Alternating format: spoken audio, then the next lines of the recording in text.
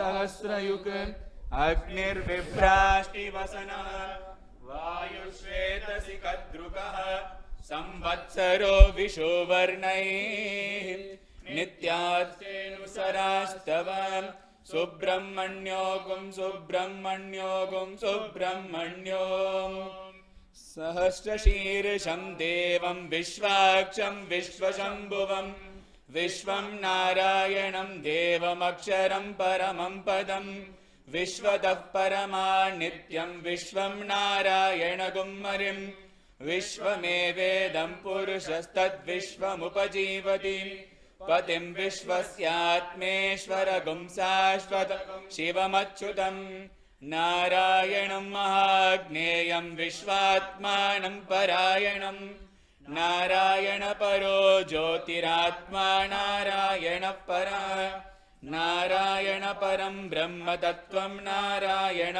परा नारायण परोद्याता ध्यानं नारायण परा यच्च किञ्चिच्चरत् सर्वं श्रूयतेऽपि वा अन्तर्बहिश्च तत्सर्वं व्याप्य नारायण स्थितः अनन्तमव्ययं कविगुं समुद्रेऽन्तं विश्वशम्भुवं पद्मकोशप्रतीकाशगुं हृदयं चाप्यधोमुखम् अधोनिष्ट्याभितस्यान्तेनाभ्यामुपरि तिष्ठति ज्वालमालाकुलं भाति विश्वस्यायतनं सन्ततगुं शिलाभिस्तुलं भत्याकोशसन्निभम् तस्यान्ते सुशिरगुं सूक्ष्मं तस्मिन् सर्वं प्रतिष्ठितं तस्य मध्ये महानग्निर्विश्वाचिर्विश्वतोमुखः सोऽग्रभुग्विभजन्तिष्ठन्नाहारमजरः कविः तिर्यगोद्वमदः सायिरस्मयस्तस्य सन्ततां सन्तापयति स्वं देहमापादतलमस्तकम् तस्य मध्ये वह्निशिखा अनीयोद्वा व्यवस्थिता नीलतो यदमध्यस्ताद्विद्युल्लेखे वभास्वर नीवारशूकवत्तिन्विपीताभास्वत्यनूपमां तस्या शिखाया मध्ये परमात्मा व्यवस्थितः स ब्रह्म स शिवः स हरिसेन्द्र सोऽक्षरः परमस्वराट् ऋतगुं सत्यं परं ब्रह्म पुरुषं कृष्णपिङ्गळम् उद्वरेतं विरूपाक्षं विश्वरूपाय वै नमो नमः नारायणाय विद्महे वासुदेवाय धीमहि तन्नो विष्णुः प्रचोदयात् ॐ शान्ति शान्ति शान्ति ॐ सहना भवतु सहनौ भुनक्तु सह वीर्यं करवावहै तेजस्विनावधीतमस्तु मा विद्विषावहै शान्ति शान्तिः। भूम् अत पुरुषो ह वै नारायणः कामयतः प्रजासृजेयेति। नारायणात् प्राणो जायते मनः सर्वेन्द्रियाणि च। कं वायुर्ज्योतिरापः पृथिवी विश्वस्य धारिणी। नारायणात् ब्रह्मा जायते नारायणात् रुद्रो जायते नारायणात् इन्द्रो जायते नारायणात् प्रजापतयः प्रजायन्ते।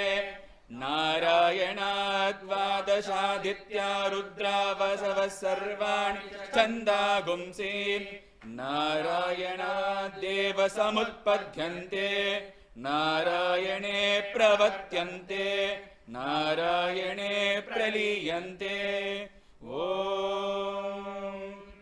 अत नित्यो नारायणः ब्रह्मा नारायणः शिवश्च नारायणः शक्रश्च नारायणः ध्यावा पृथिव्यो च नारायणः कालश्च नारायणः दिशश्च नारायणः ऊर्ध्वश्च नारायणः अधश्च नारायणः अन्तर्बहिश्च नारायणः।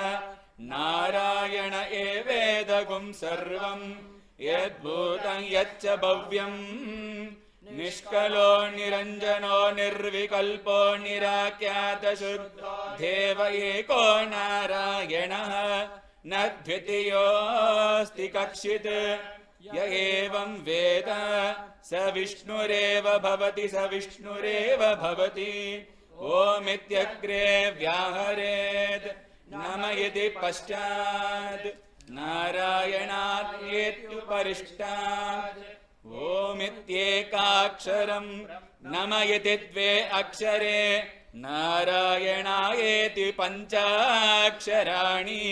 एतद्वै नारायणस्याष्टाक्षरं पदं यो अवै नारायणस्याष्टाक्षरं पदमध्येति। अनुपब्रवः सर्वमायुरेति। विन्दते प्राजापत्यगुं रायस्पोषं गौपत्यं। ततोऽमृतत्वमश्नुते ततोऽमृतत्वमश्नुत इति। य एवं वेद प्रत्यगानन्दं ब्रह्म पुरुषं प्रणवस्वरूपम् अकार उकारमकार इति। तामेकदा समभरतथेतथोमिति। यमुक्त्वा मुच्यते योगी जन्म संसार बन्धनात्। ॐ नमो नारायणायेति मन्त्रोपासकः वैकुण्ठभुवनलोकं गमिष्यति। तदिदं परं पुण्डरीकं विज्ञानगणं तस्मात् यावन्मात्रं ब्रह्मण्यो देवकी पुत्रो ब्रह्मण्यो मधुसूदनो सर्वभूतस्तमेकं नारायणं कारणरूपमकार परब्रह्मो। एतदथर्वशिरो योधीते प्रातरधीयान् रात्रिकृतं पापं नाशयति। सायमदीयानो दिवसकृतं पापं नाशयति। माद्यन्दिनमादित्याभिमुखो धीयान् पञ्चपातकोपपातकात् प्रमुच्यते। सर्ववेदपारायण पुण्यं लभते। नारायण सायुज्यमपानोति नारायण सायुज्यमपानोति। य एवं वेद इत्युपनिषत्। ॐ शान्ति शान्ति शान्तिः। सहना भवतु सहनौ पुनक्तु सह वीर्यं करवावहै। तेजस्विनावधीतमस्तु मा विद्विषावहै।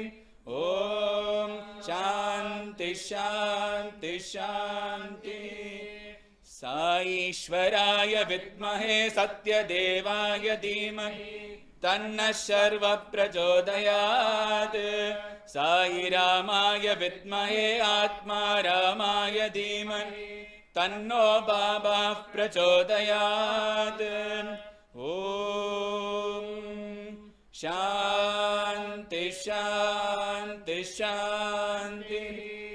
स्वस्ति प्रजाभ्यः परिपालयन्ताम् न्यायेन मार्गेण महीमहीषाः गोब्राह्मणेभ्यः शुभमस्तु नित्यम् समस्तलोकाः सुखिनो भवन्तु समस्तलोकाः सुखिनो भवन्तु समस्तलोकाः सुखिनो भवन्तु शान्ति शान्ति शान्तिः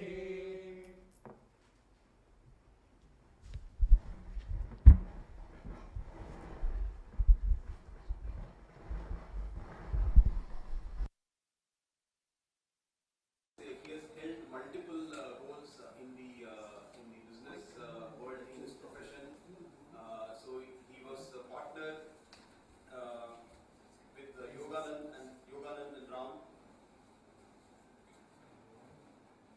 He then moved on to Sundaram Finance, and then he is currently the CFO of SIFI. He is also a director in few other boards of few companies. But more than his professional achievements in the corporate world, he is well known and respected as a very, sir, with your permission, a very strict teacher of the accounting profession. Over 20 years of teaching experience. I think most of the chartered accountants in Chennai and even outside would have had some brush with him during their whole CA career. Apart from that, he is a Central Council member. We are very proud that we have somebody from here who is a Central Council member. And because of that, he is also in various committees. He is the chairman of the Digital Accounting and Assurance Board, Valuation Standards Board. He is the vice chairman of Accounting Standards Board, Financial Reporting Review Board, and Committee for Accounting Standards for local bodies. He is a member of IFRS Advisory Council and member SEBI Committee on Disclosures in Accounting. So just imagine a situation where we have a person who is in all these boards, and he has a huge responsibility to bring in kind of the ethics and values in this profession through the various boards that he is. We just want to hear from him, how he is approaching this whole thing of ethics in financial management today. So thank you so much for taking time from your busy schedule. I know yesterday you were in a different city, today you're in a different city, tomorrow probably you're going to be in a different city, but we are really honored that you're here. Sir, before we listen to you, we have a small felicitation to be done. Now may I call upon Vishwanathan to kind of announce the felicitation and do the felicitation.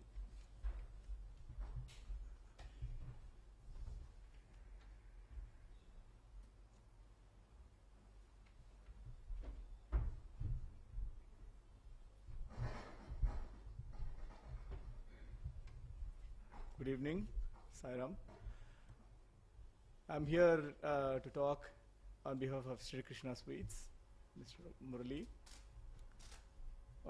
As Mr. Vijay Kumar's credentials has already been told, and I don't need to be elaborating on that. But I need to say this: he's going to be facilitated with Nallor Virudu, instituted by Mr. Murali of Sri Krishna Sweets. Now, this award recognizes people who are actually doing something good for people who are actually not in front of the screen. They do a lot of things behind the screen, but the fruits of that actually reach the people. So, in such a way, Mr. Vijay Kumar has also been doing a lot of things, as it has been listed by the previous speaker. So it is our duty to recognize people like Mr. Vijay Kumar, and Nallor Virudu has been given to a lot of people. Now, he being today's guest of honor for us, I would like to recognize Mr. Vijay Kumar as a Nallor today and come and receive the award. Thank you very much for being with us, sir. I'll also call the State President of Satya Sai Organization. Please come.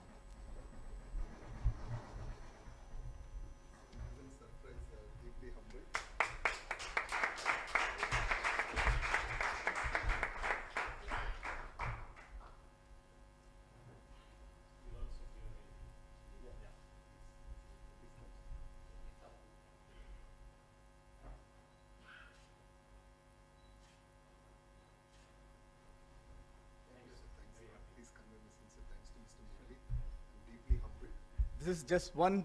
He's starting with maybe, or maybe he's got lots more in his bag. But we wish him more to come in the coming years. Thank you very much.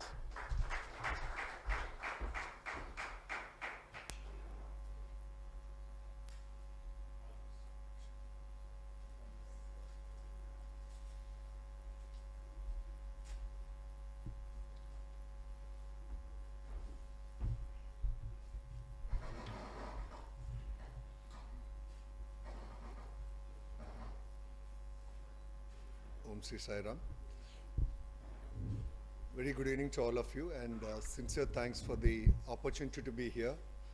But more importantly, I'm deeply humbled to get the recognition. I was honestly not aware of this, little emotional in that context. But thanks to Mr. Murli and the committee who have chosen to, that it's befitting that I should be bestowed this recognition. Assured that I will continue to be what I am and continue to serve the cause of the profession and the cause of the students of the Chartered Accountants community, as I've been doing all along. As far as today's topic is concerned, let me begin with one confession, because it will be ethical that I should confess, given the fact that it is a session on ethics. For those who know me, I am a person who generally speaks on some technical topic, a company law or a FEMA or a company or an accounting standard or an audit standard. I generally refrain from speaking on a general topic or a management topic because I have certain views. I believe that those are topics which are to be spoken by people who have achieved a very high state of eminence. So when people like Bhagavan speak, I think they are the people who are rightly placed to speak on topics like that. And people at my age and credentials have still a long journey to go. And I'm not sure whether those credentials are there to speak on ethics.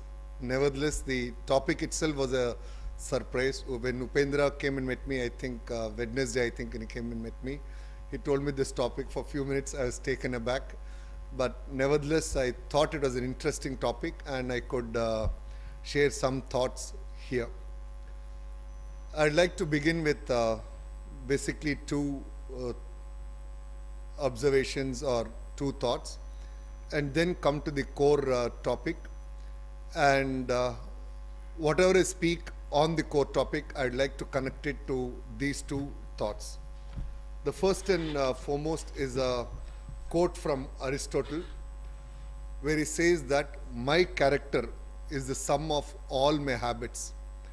So I found this quote extremely resonating with the way I have been brought up and the way I have conducted myself, and that word character in particular. I have always believed that character is about one's behavior when you are not being observed, versus conduct, which is behavior when you are being observed. Conduct is something which is fairly easy because you know people are looking at you, you know how to behave, how to conduct yourself, you want to leave an impression. But character is something much bigger. So when nobody is observing you, how do I behave? And that's character. And whatever I would speak over the next 20-25 minutes, I'm not going to speak too much, except that I would leave a few one-liners which we can use for interaction. The second point which I'd like to mention as an opening observation is again what the father of our nation, in the context of his autobiography, also says, my life is my message. I've always believed that, even while I was teaching for those 20 years, and some of them have been my students, they would connect with me. I've always believed that the best way to communicate is by your own behavior, your own practices, your own conduct. No matter how much you speak, how much you tell, it will never have an impact. But the way you actually live is what actually leaves an impact. I have experienced this in my very first organization, and I strongly believe that for every individual, the first organization of career makes a lasting impression, makes a huge impression. For me, I've been gifted that I started off my career in Sundaram Finance, and that value systems which that organization has imparted on me. Fortunately, I was a secretary of a subsidiary which had a very eminent board, and the current chairman, Mr. Vijay Santanam, was the chairman of that. And his father, Mr. Santanam himself, who at that time was probably 80, even though he was not a board member, he used to attend every meeting. And I was a secretary of that company for about 8 years. So approximately about 40 to 45 board meetings I have interacted with these people, all of them in the age of 55 to 65, and Mr. Santanam himself attending all meetings. The way they would conduct themselves and the way they would arrive at opinions, those things have left a very lasting impression on me. And today what I am is only because of that great organization. I'll give a very simple example. In fact, I would advocate every youngster who is starting a career. It's not about what remuneration or what nature of job. It's about the type of organization join, which is extremely important. I'll give a very simple example. There's several examples, but I'll just leave maybe 2 examples I'll leave, which I've experienced in this organization. I'm a youngster, almost age 22, 23. Of course, Ganesh is also here, 22, 23. And the chairman, who himself is a billionaire, whatever kind of wealth, multiple generations. Those days, mobile and all were not there. And you had the telephone operators, receptionists who would connect. Now here was a chairman who would actually call me, because a secretary would call me through his operator. But every time he called, he was actually on the line before I actually picked up. So before you pick up the intercom, it could be 4 rings, 5 rings, whatever. But he was always on the line. So I used to be a little curious, and I had this habit where anything curious I tend to ask. So I asked him, why are you on the line? You can just tell your secretary, after you come online, you could connect. But he would say that the person who is calling has to be on the line and not make the other person to wait. And that person was a billionaire, and I was a kid, and I could have a job tomorrow, may not have a job tomorrow, depending on how I perform. But for him to call me, wait on the call till I pick up, and at an age of 20 to 23, that impression which is left is something which shapes a person's thinking for life. And that's the greatness of that organization. I'll give another instance where I've seen Mr. Santanam himself talk about. This is an instance where there is a discussion about the fuel reimbursement policy, medical reimbursement policy for the employees. So the branch managers, Sundaram Finance had a network of branches, and branch managers were given a car. So they were given a car for meeting customers, chasing customers for collection, all that kind of things. So there was suddenly a proposal brought up right to the board saying that we need to restrict the fuel eligibility for the branch managers. We need to restrict it to so many liters per month. So there's lots of deliberations, almost 20 minutes. Everybody had their views. Everybody said we are restricted. People said 40 liters, 50 liters. This is how we should calculate. Variance so much, approval for variance. Everything was discussed. After all the discussion happens, this grand old man listens everything, and he shares the following thought. He says that, look, your branch manager is your person. You have given him a vehicle for performing the work. So if he is consuming fuel in the vehicle, it's for discharging the work. And if there is using the vehicle for personal, going to family, temple, whatever family if he is taking, he is your own employee taking family to the whatever temple, personal use. and there's a reasonable use he can do. If there is an excessive personal use which he is doing, which means as a reviewer, as a boss, you have not given him enough work for him to keep him engaged at work. Instead of putting an artificial barrier and encouraging person to submit a bill, a false bill, we know how these medical claims, all of those work. He said all these things don't work. By having a rule-based approach, you will encourage unethical behavior. Instead, follow a principle-based approach. Tell that the vehicle is meant for office use. You can use it reasonably for personal use. That's a principle-based approach. And imagine a 23-year-old kid listening to this at that age. And that's how all of those have got stuck in me so much. There's 2 examples, but I have lots of examples which I've learned over that particular 7 years' time. And I believe that in the context of ethics in particular, whether it's financial management, business, or any other walk of life, it's ultimately about how one actually conducts himself rather than speak about it. Telling your employee to pick up your calls or return your calls, and you yourself not picking up or returning your calls, it doesn't work. He will do it provided you have done it. He will reply to all mails provided you do it. Otherwise, it doesn't work. So the very, very simple fundamentals, these are 2 principles I thought I should start off with. Now let me come to the core, and as I said, I'll leave a few one-liners around which we can have an interactive session. The topic of ethics in financial management is quite relevant. Probably after the Satyam episode in India, probably it's become more relevant now with a couple of large incidents which have happened, be it the Punjab National Bank incident last year, or what's happening around ILFS now, and also the multiple insolvency cases we are seeing through this insolvency and bankruptcy code. So all of these have now come up. Now in all these high profile cases, there were eminent people at the governing level. There's good management.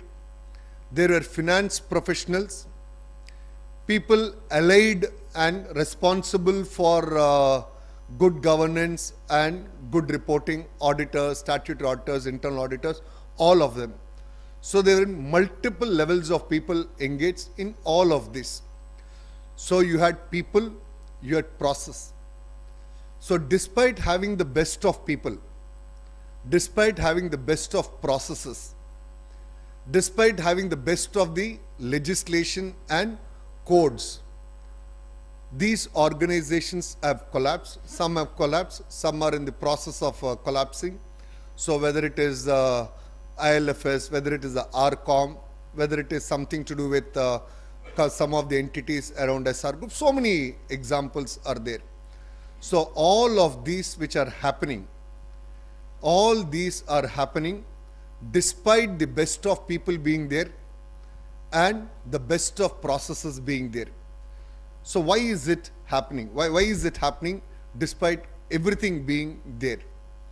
So if you keep introspecting, and once you complete the entire investigation or research, ultimately you will discover that these have happened because of compromise of something so fundamental as ethics. And on ethics, whether it's the Satyam case where the full investigation is now done and it's in the public domain, and the recent ones, they'll all go through its own due process. If you ultimately notice, everybody thought ethics was something you could compromise in the short term and catch up later. So it was that kind of approach which was being followed. And you would actually connect the same with almost every organization where you find that there is a financial mismanagement or a business mismanagement or an organization collapse. So in this particular backdrop, I came across this very interesting observation that particularly in the finance function, it's important to have humanization of the finance function. So what do we mean by this humanization of the finance function?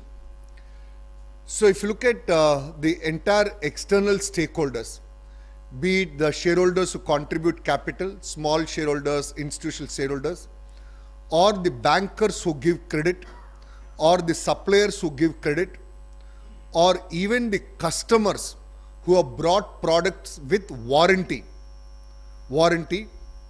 or the customers who have gained loyalty points or bonus miles and all, and the vendors who are engaged with the company.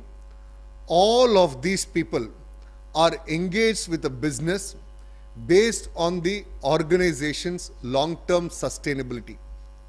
Once an organization's sustainability gets impacted, the shareholders are impacted, bankers are impacted, creditors are impacted, the customers are also impacted.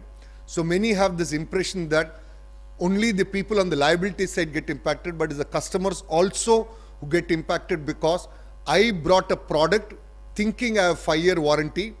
This organization has collapsed in 2 years. So the remaining 3 years of warranty is not available to me. So the customers are also impacted. And beyond this, the society is also impacted. The society is impacted for the very simple reason that if you take almost all the organizations which we are now seeing as collapsing, all these organizations are highly leveraged organizations. They have borrowed 2 times their net worth, 3 times their net worth, 4 times their net worth. And all of these borrowings have come from the banking system. Banking system money is nothing but the public money. So when money comes from the public and you and I earn an interest rate, that interest rate is a function of what the bank lends. If bank lends at 9% minus their administrative cost, for discussion sake 1%, minus for discussion sake a profit of 1%, and then the probability of bad debts and losses, which because of entrepreneurs and mismanagement, another 1%. So effectively you and I earn about 6%. So if this 1% of bad debts or losses was minimized, you and I would probably get, in this simple example I gave, I would get 6.25, 6.35, 6.45. So it is the public who are actually bearing the cost of the bad debt. It is not the bank who bears the cost of bad debt. The people who are bearing the cost of bad debt is the public at large.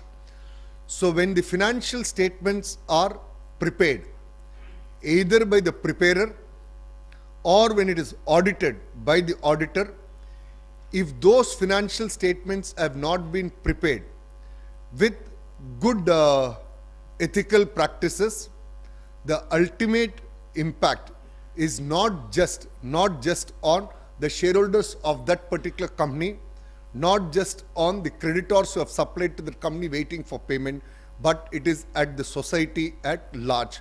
That's the kind of impact which is there. So given this kind of impact which financial management actually has on the society, I'd just like to leave a few one-line pointers which I thought we could discuss. I have identified these one-line pointers essentially as myths, and these myths which I'm sure all of you can connect and we can discuss. And these are myths which I have come across based on interactions with people over a period of time. So many occasions people have this impression that there are some things which ethics is important, and there are some things on which ethics is not very important. So I for one have never understood that on this matter I could be ethical and on this matter I could be unethical. I am not sure whether there can be any such division which can be done. So for example, people have this conversation saying that when it comes to matters dealing with your employees, matters dealing with so-and-so. It's very important to be ethical. When you're dealing with your suppliers, when you're dealing with your customers, probably you would go by asterisk mark and define terms and conditions which are there. So those cases can I distinguish and say that business is more important and ethics is less important. I'm not sure whether that kind of a distinction can ever be done. So when it comes to ethics, every part, every action of an individual and of an organization needs to be ethical, but open for discussion on that. Second is, there is this myth that the responsibility for ethics is that of the educational institution. In fact, it's gone to such a stage now that at least almost in all the overseas educational institutions, whether it is an accounting course or a business course or even an engineering course, the last paper which people have to write before you actually get the UG certificate or the PG certificate or the professional qualification is the paper on ethics. So it's come to such a stage that the responsibility of telling what is ethics is that of the educational institution. So I'm not sure whether that particular approach is the right approach.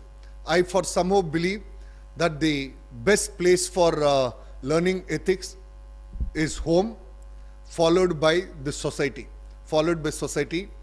What you learn in an educational institution is at best meant for a textbook, at best meant for an examination, but ethics are best learned at home and at your interactions in society, including interactions at workplace. So when it comes to ethics, I'll give a very small example as to why I say ethics at home is very important. Let's assume as a parent, I have to tell something. Let's take a very simple example. Let's take a mobile.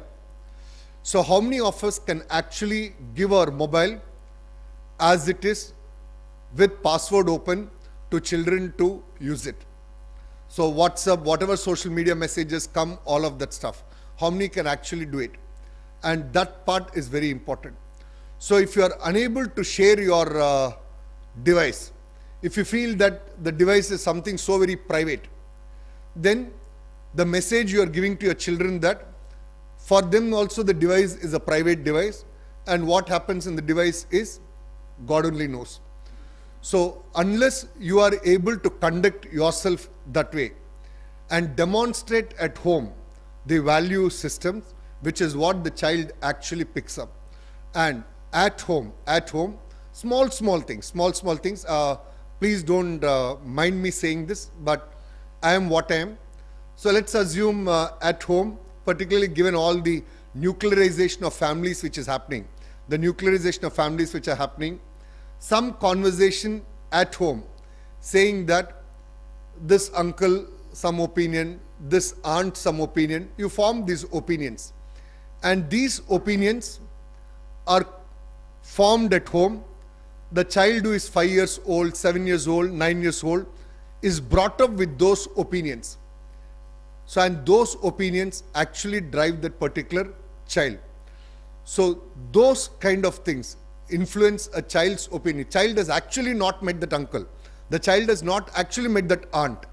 But those conversations at home have formed that impression on that particular child that whenever the child sees that uncle, even after 20 years for the first time, there is that resistance. No, this uncle I think is a bad one. That was the conversation at home. So those kind of influence actually starts at home. And from that context, it is not the responsibility of the educational institutions. The responsibility of ethics is of that of each family and the society. Society includes the neighborhood, the way the exchanges happen between the neighbors, the way you converse, all of those things. So this neighbor good, this neighbor bad, shutting the door, the kind of voice you raise, all those actually shape a child's behavior. So every individual today is basically a product of the environment in which you have been brought up. And that particular environment makes a responsibility. If somebody is not so very good, the fault does not lie on that particular person. The fault lies to a large extent on the environment in which that particular person has actually been brought up. And in that context, it's not fair to say that the responsibility of ethics can be left to the educational institutions. The myth 3 is a person is either an ethical person or not. So there is this kind of myth that this person is ethical, this person is unethical. But if you look at ethics, there are different situations of ethics. There's personal ethics, there's work-life ethics, and when you exercise those choices of what is right, wrong. For example, in personal life, the way you choose the right and wrong versus in an organization life, there could be some differences. When you are part of an organization, some decisions which you take could be those decisions which are meant for the good of the organization. They may not be necessarily good for the individual at that point of time, but they're good for the organization at large. So when it comes to ethics, it's very important to understand that it's probably not every time. It's not every time that a person is ethical or not ethical. You cannot have a straight-jacketed kind of observation. And the other myth on which I wanted to leave the point open for discussion is that professional ethics are different from personal ethics. I don't think much distinction can be done between the two. So professional ethics are a byproduct of a person's individual ethics. So the way somebody conducts himself in his personal life has a huge impact on his professional conduct, and it's difficult to gain respect at the workplace if an individual's personal ethos is not good. So if a personal ethos of a person, the behavioral aspects are not good, it's very difficult for the person to gain acceptance as a professional within the organization. So these two, whether they can be separated and seen that this guy personally is very ethical, but business-wise probably not very ethical. So how much of the distinction can be done? That's another myth. I thought I will leave that open for discussion. The last of it is on the code of ethics. So every organization, when it comes to conduct of business or when it comes to financial management, they have their own code of ethics as to how to conduct themselves. I'm not sure how many of you have seen, the government of India has released in the month of March 9 principles for responsible business conduct. If you have not seen, I would encourage you to see. It's a very nice set of 9 principles which they have listed down, and some of you are in practice. It makes sense to share it with your clientele as well. The government of India intends to make it mandatory for all corporations over a period of time in a phased manner, but so beautifully drafted. But when it comes to this code of conduct, these code of conduct are basically the rules. So the problem with this code of conduct which you have in the organizations is they are highly rule based. And recall the example I gave you of that fuel example. The moment they are rule based, you tend to follow a checkbox kind of an approach. But the moment it is principle based, the checkbox approach doesn't work. I'll give you a small example in the context of accounting itself. We have what is called US GAAP and we have IFRS. IFRS is principle based and US GAAP is rule based. When it comes to lease accounting, when you take an asset on lease, US GAAP provides that if the present value of the rentals, if the time value of money is removed, if the present value of rentals is greater than or equal to 90% of the cost of the asset, then it is treated as a finance lease. Finance lease means asset has to come in books, liability has to come in books. So in US, predominantly you will find that they'll structure the lease agreements in such a way that the present value of lease rentals comes to 89%. So which means the asset and liability does not appear in the books. Whereas in IFRS, which is a principle-based standard, it says that the substantial part, the present value of the lease rental should be substantially equal to the cost of the asset. So that substantial is a principle-based approach. So that when you apply a principle, so those cases, the ethics comes in play. So you apply the principles, yes, 89% is substantial part of the cost of the asset, hence I will recognize asset and liability. That's what we call as a principle-based approach. So code of ethics which exists in all organizations, it's a good code to have, but these codes are the minimum compliance requirements. These are minimum compliance requirements and not the maximum. And they are largely a checkbox kind of a thing and not principle based. So when it comes to ethics, I've always believed that it is more to do with principles and not to do with rules. So principles around your own judgment on what is right and wrong, and it all boils down to one's own upbringing and the ability of society to help an individual, and it is an ability of the society to help an individual to be ethical and to conduct oneself as ethical forever.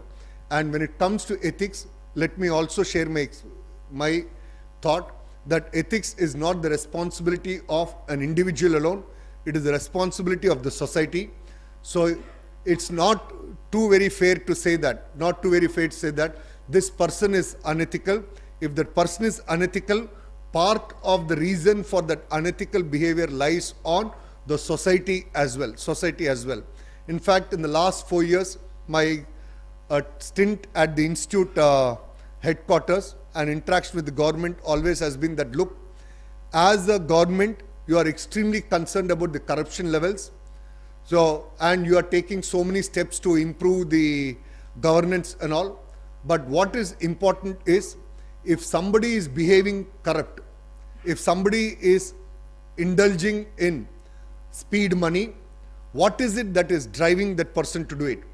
Is that person doing it voluntarily, or is it that ecosystem which is making that person to do it? So you answer that and address the root cause if somebody has to behave in an ethical manner. So ethics is not just about an individual's behavior, it's also about the societal responsibility as well. And in the context of financial mismanagement, the responsibilities of every finance professional who is involved in preparation of financial statements and audit of financial statements is so very high. Recall the example I told you that financial statements have impact on several stakeholders, including the banking system and the public at large.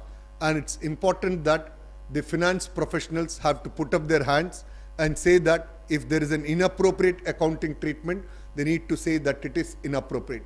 If you don't say it is inappropriate and it is later discovered that the organization is run bust, then the whole ecosystem has got impacted, and you cannot shy away from responsibility and say that it is because of so and so. Because I did not raise the red flag at the right time, this particular entity ran into a problem. And let me share my little experience on this. If you take the banking system today, in fact, there's a debate which keeps happening with the Ministry of Finance regularly. All of us know that banking system is under stress, and the banking system, there are different numbers projected regarding the non-performing assets. Some say it is 9 lakh crore, some say it's 11 lakh crore, 13 lakh crore, whatever be the number. Now, this number of whatever is the non-performing assets, today it's already non-performing and appearing in the balance sheet. Writing off is one journal entry. Recognizing non-performing asset is just one journal entry. Remove the asset, reduce the net worth, just one journal entry. So today, without that one journal entry, the bank is still operational, carrying on the business. By deferring writing off that journal entry, by deferring writing off that entry, what is it that you actually achieve? What is it that you actually achieve? Except that telling the outside world that I'm healthy. Instead, it actually makes sense to write off that particular loss. By writing off that loss, nothing is going to change. By that one journal entry, that asset is any case not earning income. The net worth is any case not there. By writing off that one journal entry, nothing is going to change. If there is a soft landing required in the form of capital adequacy ratio, some time limit has to be given for capital to be scaled up, that's an easier solution to be given. Rather than have an artificial capital adequacy ratio, as a regulator, it's good to have a right capital adequacy ratio. If capital adequacy now, the banks are only at 7%, so be it. The truth is it is 7. So instead of telling it is 9 when it is only 7, what do you achieve? Rather, it's best to say it is 7 and in 5 years' time we'll achieve 9. That's a better position to be in rather than to say that I'm healthy and not remedy the system. So in that context, when it comes to finance management, in my experience is it's always good to bite the bullet. Always good to bite the bullet and to be as transparent as possible. And I found that when you interact with the banking system, you interact with rating agencies, when they see your conduct over a period of time, they appreciate that. They develop some confidence in you. They appreciate that here is an organization, here is a finance professional who is willing to place everything on the table and not misleading me. And that particular thing gives a premium in terms of how they rate you and the kind of credit facilities they would give you. With this, let me leave the floor open for questions. Thank you all for patient listening. I enjoyed being here today. Thank you all.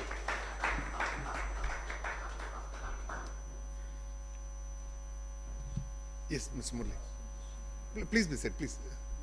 Regarding ethics, Yeah. individual ethics and professional ethics. And you also said that society is the cause for Society also has to take responsibility. Not say society is the cause, also has to take responsibility. can also be an individual's own negative ethics that would be developed. I agree, but whatever Most of the time I find that is more, that is true, but I think if you actually society like which you are saying, those are the essence which comes in the movies and books and all. I mean, it's true also, but in only in some cases, 50% of the cases I find the corruption is the individual mind. no individual matter, but actually I'm just giving I agree with don't that. mind. I agree with you, but the idea was Maybe wrong, I don't have a sense. I actually wanted to leave the floor for debate. That's how I actually pushed the issue. But let me share this. If you actually look back into an individual, if you find somebody as corrupt today, somebody's behavioral aspect today, if you actually go back to the person's upbringing, you'll actually be able to connect what that person is. If you look at that person now, his last 5 years, it will appear that it is an individual problem. But if you actually connect it to his entire past, you would find that there is something else beyond him. So there is that society impact also which is there. Let me, at the cost of trying to oversimplify, say the following. I qualified as chartered accountant and there are many who passed around me. I joined this great organization called Sundaram Finance. My peers, some of them have joined some of the larger established groups which are fairly aggressive. They have joined those organizations. So if you look back after 25 years, the way I think and the way they think is quite different. My thinking today is still grounded by whatever value systems I have been exposed to. Had I not been exposed to those value systems and instead joined that organization, probably I would have behaved exactly the same way. Most likely I would have behaved exactly the same way. That's why I keep saying that I take so much pride. Everywhere I go, I keep saying that I take so much pride in saying that I was part of this great organization, and I still can't believe at that young age, for almost 8 years, I was secretary of that particular board of directors. Very eminent people, and all those conversations are so much fresh in my mind. And today, whatever I am as a personality, the way I conduct myself, everything I can correlate with that particular organization. So I strongly believe the external I'm fine. Okay. The external environment does make a impact. It does make a impact. And also one more point. I also keep saying that when you have a good set of inner circle, a good set of, let's say, 6-7 friends, a good set of people, you feel you are always answerable to those 6-7 friends and you don't want to alienate yourself. So your conduct is also driven by the fact that this is the profile of friends I have, I don't want to lose them. I don't want to do something where tomorrow I will lose the benefit of these friendships. So that also makes a difference. In fact, the circle of friends we get is also a very important circle. So that's a key element of the society which is there. And in fact, go back to joint family, you'll find the joint family, the value systems, they were driven. So it had its own plus. Yes.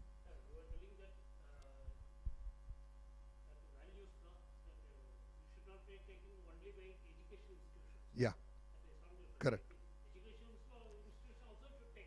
Correct. Correct. Correct. Correct. Correct.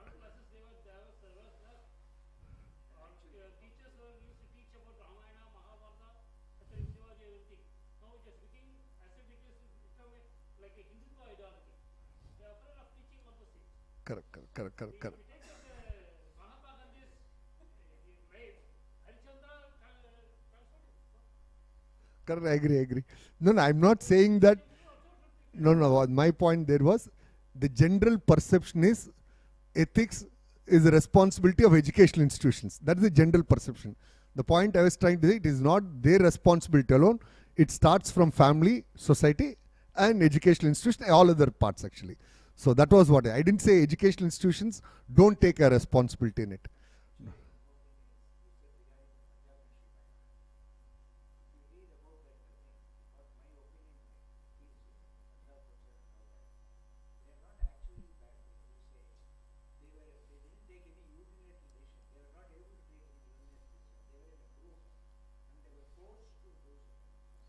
Yeah. Actually, there's a very interesting quote. I don't remember who made this quote, but there's an excellent quote. Leadership is about two things, strategy, and second is about character. Two things are very important for leadership. If there are times when you have to live without one of them, you can live without the ability to strategize, but you cannot compromise on your character and ethics and all that kind of stuff. And in organizations, leadership matters because you actually set the tone. And when you accept a responsibility, if you are not setting the tone and you're saying that it is circumstantial, all that kind of stuff, I have good sympathy, and when cases are under trial, it's not fair to comment because until it comes out, we don't know what is the final truth. But my view is there is accountability at the top. If we remove that accountability top, you will always be firing the people at the bottom, which is not the right approach. I'll give you one landmark judgment in the last 15 days. SEBI passed this order on two former managing directors of the world's second largest and enviable stock exchange, National Stock Exchange. National Stock Exchange, NSE of our country, is a very sophisticated stock exchange.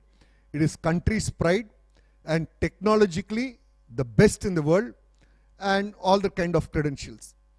And we have NSE here, BSE somewhere there, and there are no other exchanges. In that scenario, SEBI has passed this order on two former managing directors, one of them who is a chartered accountant, and from our own region, Mrs. Chitra Ramakrishnan, very excellent professional. She's an awesome professional. I have very high regard for her. And they have levied a penalty, clawing back the bonuses, salary, and a huge penalty has been levied on National Stock Exchange. The point is, some of these have to be exemplary.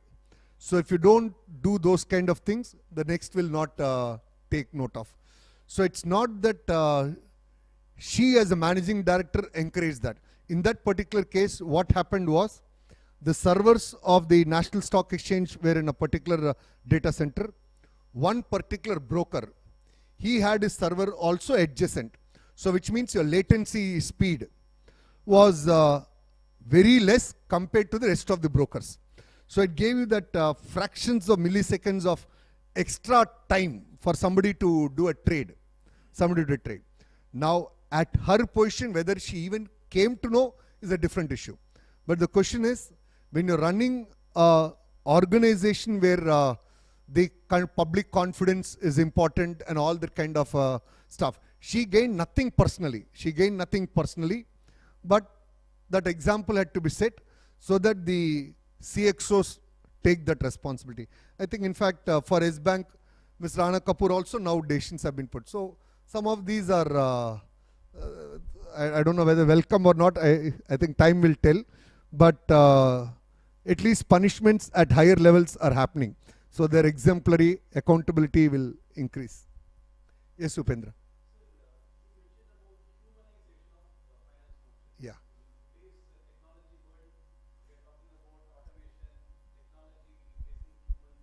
Yeah. Okay. Okay. What I meant is, in the finance function, there are some judgments. Take that example of lease which I gave. Of course, we follow IFRS based standards, but example of lease because I already gave. So there is a human element in terms of decision making there.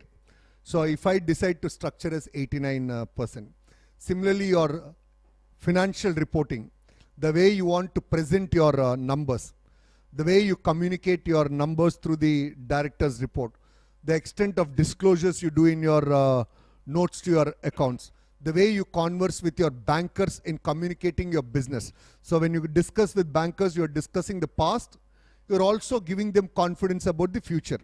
So the quality of conversations. Sometimes tendency is to hold back information. So holding back information, I'm not telling a lie. But holding back information itself, is it ethical? So those are important human elements which are there. So that's what I meant by humanization of the finance function, not the accounting part, all of that, which is technology, digitalization, all of that. It's over, and morning we had half a day on that.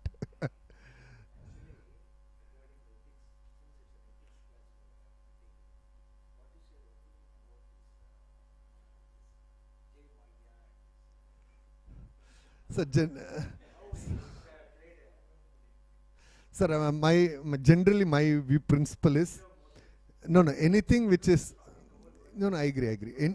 Doesn't matter. My view, perfectly fine. My view is anything which is sub judice and investigation is on, I generally refrain from forming opinions because we are forming opinions based on limited facts, very limited facts. And I kept giving this example of this Arushi case and all. The media trial itself, the way it went, came back and things like that. Now, we need to understand the whole facts, get the entire investigation done. Now, maybe Mr. Malaya is wrong, but there may be other also there. Now, let them also come out.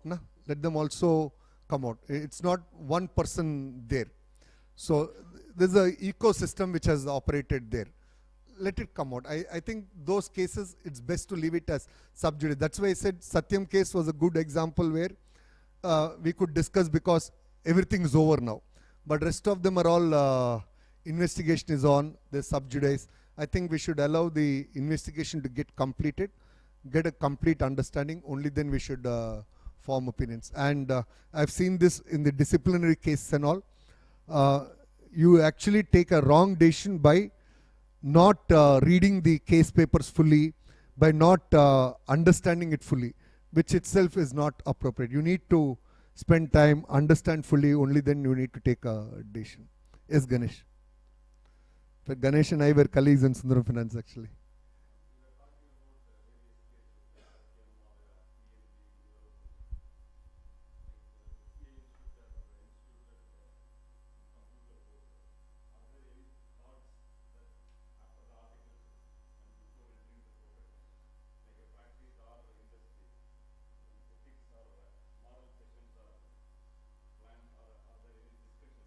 No, that's a good point, Ganesh. Actually, all the accounting courses worldwide, before you get membership, you have to write a 3-hour paper on ethics. Only then membership is given. As far as Indian Chartered Accountants are concerned, ethics is one of the 8 papers in CA final. It's a part of one of the 8 papers in CA final. We don't have a dedicated paper. In some countries, they've actually gone one step forward. In South Africa, for example, every year when you fill up your membership, I don't know if there are non-chartered accountants here. Non-chartered accountants, anyone? Yeah. Okay. So in South Africa, for example, every year when you renew your membership, you are required to give a declaration that I have updated myself on everything relating to profession. I have conducted myself ethically and all. Now, some people ask that, what is that thing? Everybody will put a tick box. It doesn't happen like that. You actually, one time you'll do it, second year you'll do it, third year you'll do it. But as age goes, to sign those kind of things, you'll actually start thinking twice, thrice. When you're 24, probably you'll just say tick and then move on. But 34, you'll think little. 44, you'll think little more. So that's how it happens. So there are some of those evolving methodologies to ensure that there is a code of ethics, understanding and all. And in organizations like ours, almost all the SOX companies, every year we have an activity where before people can use the HRMS portal for claims and all, every year once they're supposed to read the code of ethics, answer some 3-4 questions, and then put a tick mark, and then only they can use the intranet for reimbursement, etc., etc. So that's a way you try to drive the importance of ethics, whistleblowing, etc. All of those stuff happen. But let me tell you, Ganesh, as far as ethics is concerned, I think we have a long way to go, and some of these are I'm very candid about these things. I say, like, for example, we are now almost like, don't mistake me, this middle class kind of the middle, you are moving from a developing economy to a developed economy state. And when that transition happens, some amount of all of this churn will come. Let's take the case of ILFS itself. There is one guy who is now telling that within Deloitte this happened. What stopped him from telling it 6 months back, 1 year back? Now, what is his ethics? Okay, at least he has told now. So there are different ways to look at this. Now, was it permitted by law to have consulting income along with audit income? Law allows it. Now, just because law allows it, can I do it? So that's also a very important point, because the moment you start looking at consulting income, some amount of freedom on your audit does get a little compromised. I'm not saying they compromised. That's why I said anything sub judice, we should not form an opinion, because there are clear Chinese walls between audit and consulting division. We should allow the proper investigation time to take through. But I think as a society, we are yet to get there. And it's not just India alone. I think globally it's a problem. In fact, if you look at much of the larger ethical compromises happened in the developed countries too. Yes.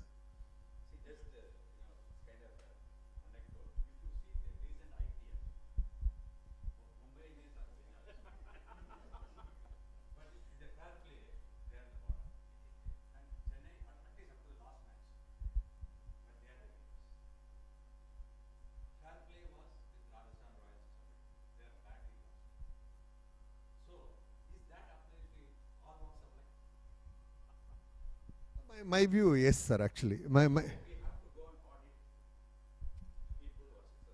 Yeah, perfectly fair. Sure.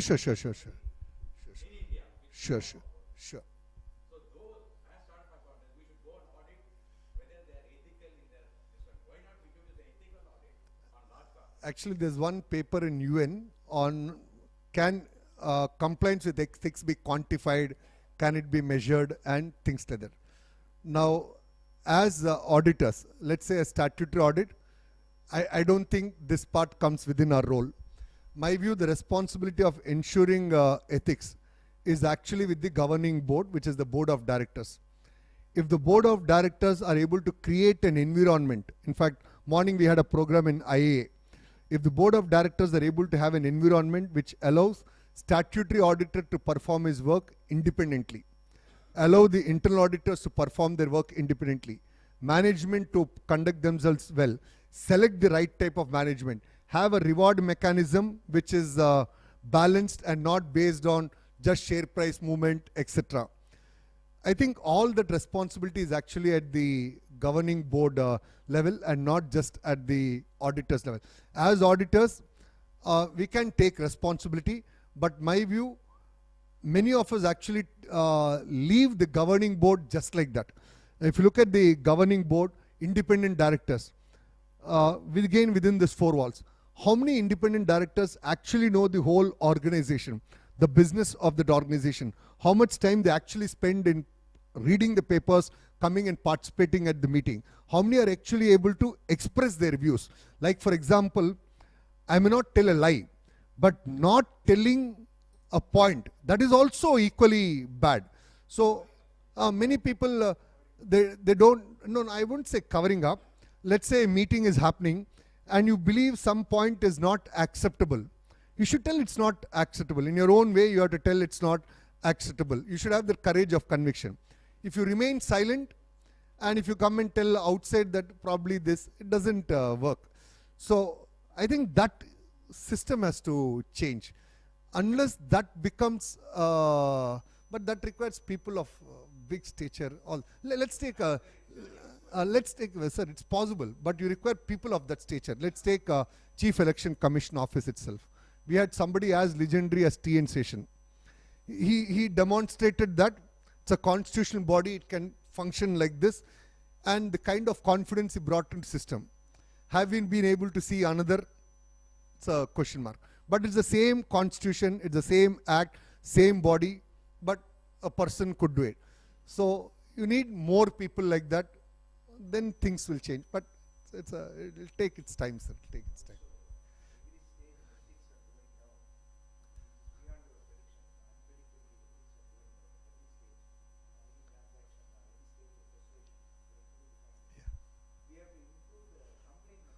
Yeah. Sure. No, I agree.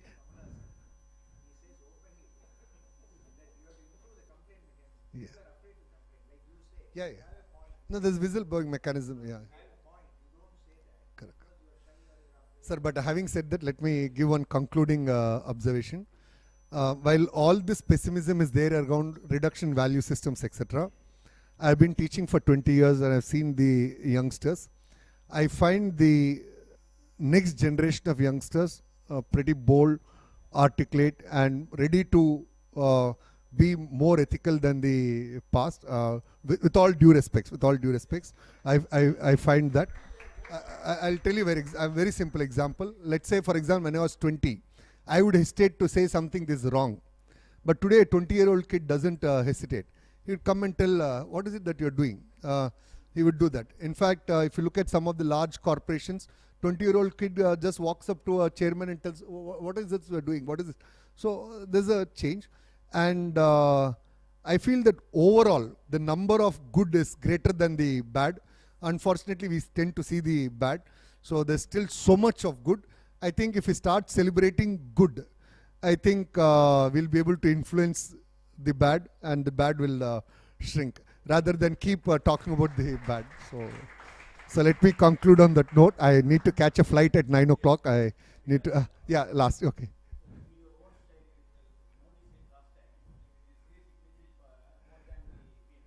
Yeah. No, that's a very wrong statement.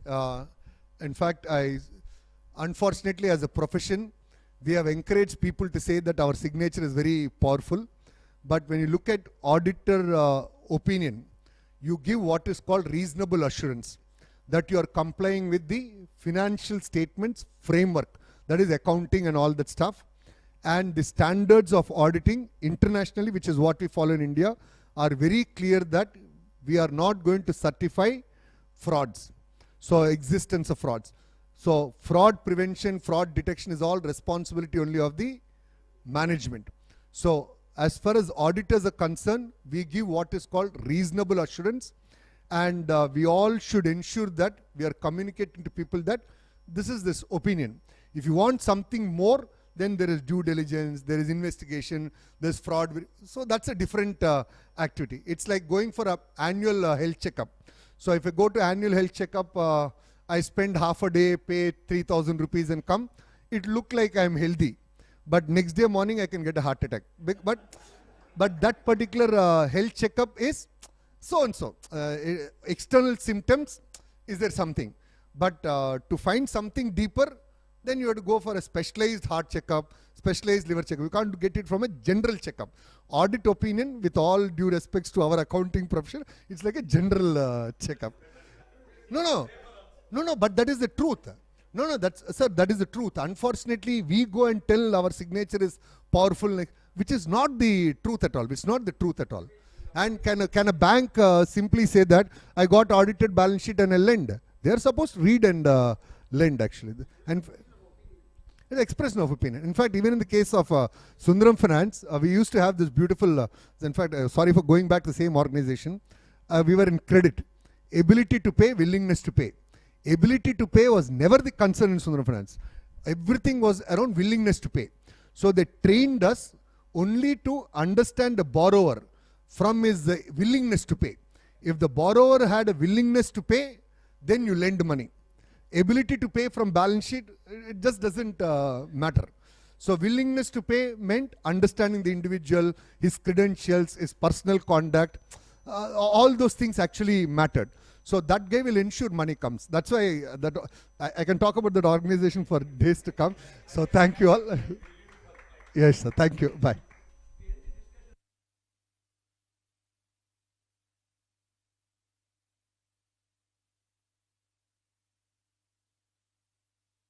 Relationship, integrity, openness, discipline, humility, and honesty. Even today, these values are communicated to the branches. Our MD keeps on saying the biggest challenge is not transferring skills or knowledge, transferring these values to the next generation of employees.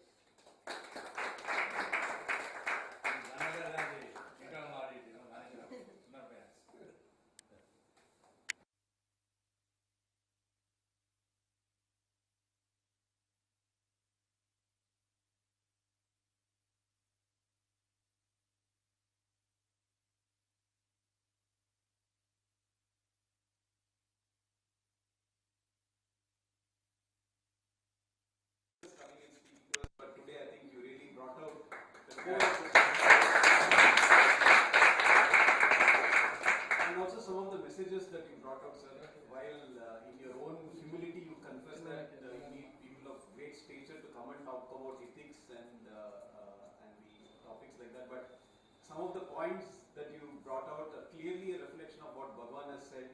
Like you said, you will have to lead a life in such a way that it becomes a message for others. It's essentially Bhagwan's message, that his life is his message. So thank you so much again, sir, for taking time.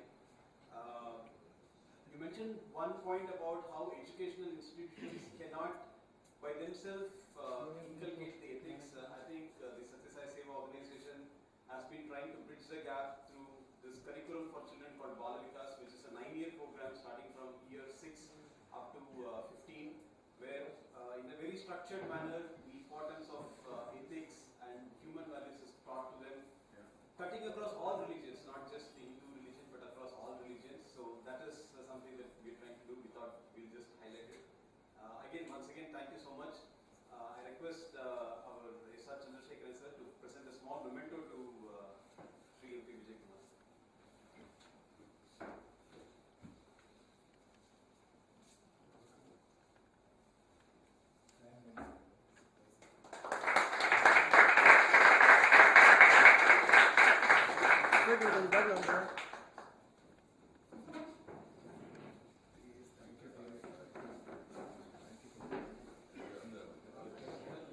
Now we will have Mahamangala Aarti.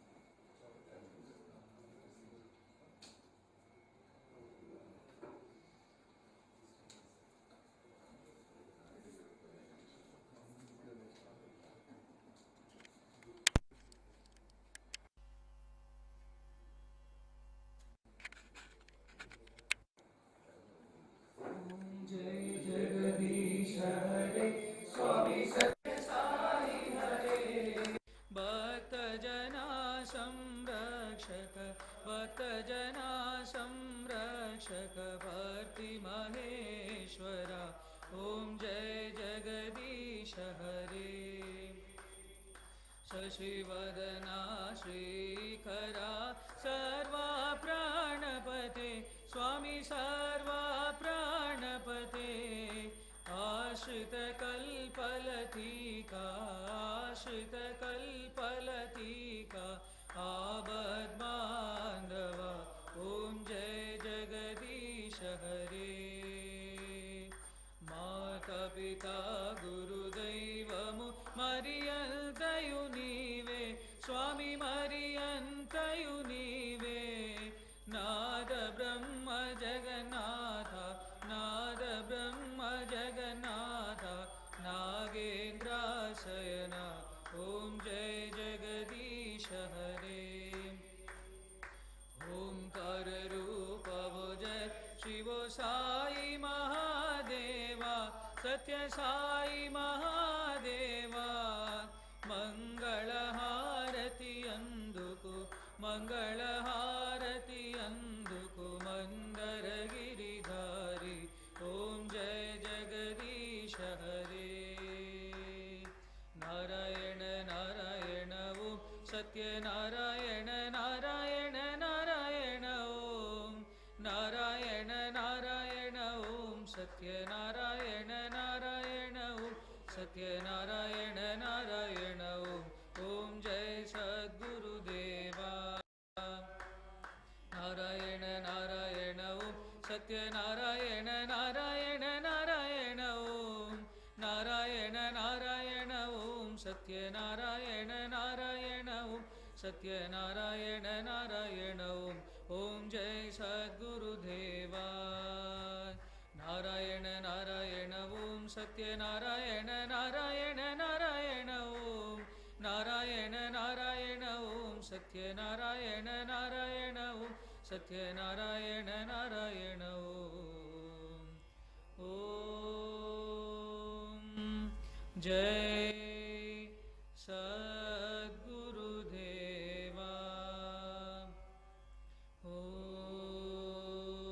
Om Shanti Shanti Shanti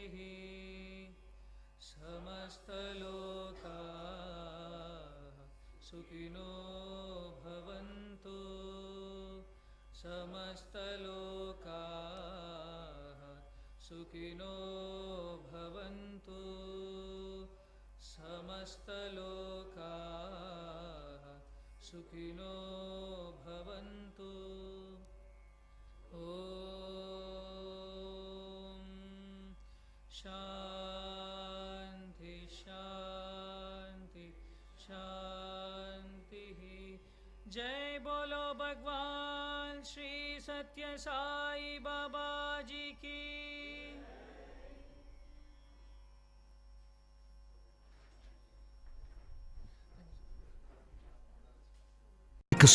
loved by one and all in India and abroad. Even before the phrase corporate social responsibility gained significance, it was textured into the group's value systems. And today, this phrase has been redefined by Mr. Murali as citizen social responsibility. Chennai 365, an effort by SKS in association with social, sports and cultural bodies to do good to a vibrant Chennai. To Sri Krishna Sweets, it's no mere rule. It's not just an act. It's every citizen's social responsibility. After all, we make a living by what we get, but we make a life by what we give. And in the process, create a world where life's best bonds are built with love and care. And in time, they will become our strongest bond.